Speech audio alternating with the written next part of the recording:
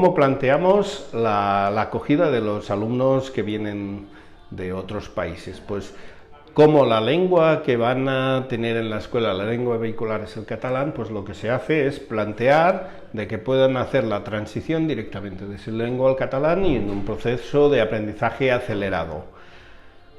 El castellano ya tiene un cierto estatus social y también lo van a aprender.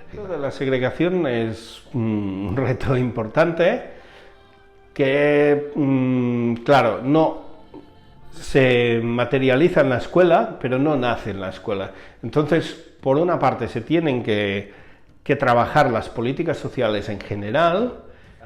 En tanto no se resuelva, digamos, el problema social de base, lo que se tiene que hacer es aportar muchos recursos compensatorios en el sentido de garantizar al máximo que estos alumnos tienen igualdad de oportunidad respecto a los otros. Que las políticas públicas inclusivas animan el discurso inclusivo y las políticas públicas excluyentes animan el discurso excluyente. Por lo tanto, aquí hay una parte de responsabilidad que es la administración. Si la administración lanza el mensaje de que no toca inclusión, favorece la xenofobia, la exclusión. Si lanza el mensaje contrario, es mucho más fácil que las políticas inclusivas, que las acciones inclusivas vayan para adelante.